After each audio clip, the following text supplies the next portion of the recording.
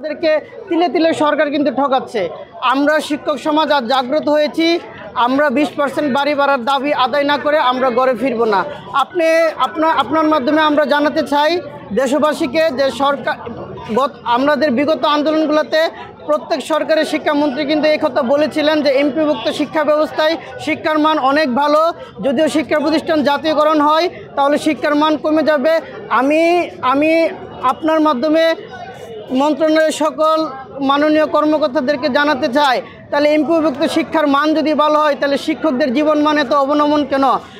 আপনারা 5ই অক্টোবর যে 500 টাকা বাড়ি ভাড়া বাড়িয়েছেন, এটা তো শিক্ষক সমাজের গায়ে লেগেছে। এটা আমাদের সাথে একটা নিছক অপমান হয়েছে।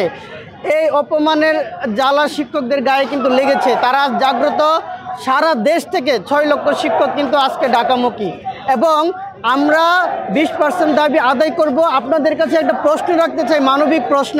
এই যে 1500 টাকা দিয়ে আপনারা আমাদের কোথায় বাড়ি ভাড়ার ব্যবস্থা করে দিতে পারেন? যদি পারেন আমরা আজকে থেকেই ঢাকা ছেড়ে যাব। হ্যাঁ, তাহলে আমরা আজকে শিক্ষকরা মানবেতর জীবন যাপন করছি। একটা দেশের শিক্ষা যদি মূল মেরুদণ্ড হয় আর সেই শিক্ষকরা যদি মেরুদণ্ড তৈরি করে, আপনি মাধ্যমিক শিক্ষা 30,000 শিক্ষা প্রতিষ্ঠান এমপিভুক্ত 6 লক্ষ শিক্ষক এখানে কাজ করতেছে। এই সেক্টর বাদ দিয়ে আপনি শিক্ষার সামগ্রিক উন্নয়ন করতে পারবেন না। তাই আমরা আপনাদের কাছে বিনীত আহ্বান করছি, দাবি জানাচ্ছি, অনুরোধ করছি অনতিবিলম্বে আমাদের 20% বাড়ি ভাড়ার দাবি এবং 1500 টাকা মেডিকেল ভাতার দাবি মেনে নিয়ে আমাদের প্রজ্ঞাপন দেন। আমরা যেন আবার ক্লাসরুমে ফিরে যেতে চাই। তা না হলে আমরা আমাদের দাবি আদায়ের লক্ষ্যে আমরা লাগাতার অবস্থান করব এবং শিক্ষা প্রতিষ্ঠানে পূর্ণ কর্মবিরতি আমরা পালন করব ইনশাল্লাহ।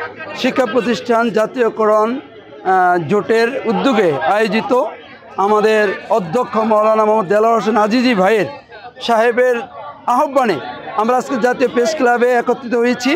আমাদের দাবি, আমাদের বাড়ি ভাড়া সরকারি নিয়মে 45% করা লাগবে। প্রাথমিকভাবে 20% আমাদের দাবি, যে 20% দিয়ে শুরু হবে, পর্যায়ক্রমে 45% হবে।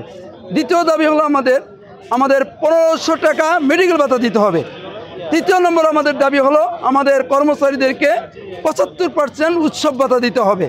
এই দাবি নিয়ে আমরা আজকে প্রেস ক্লাবে একত্রিত হয়েছি।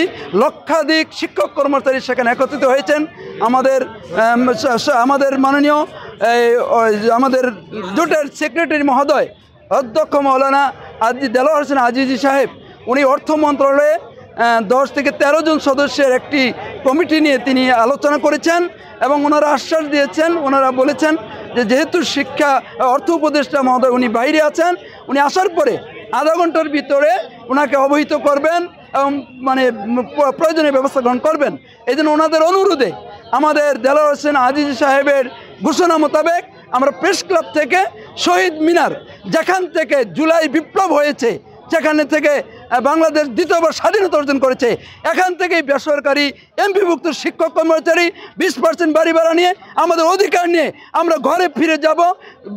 দাবি আদায় না হওয়া পর্যন্ত আমরা শহীদ মিনার চত্বর ছাড়ব না ইনশাআল্লাহ। এটাই আমাদের দাবি।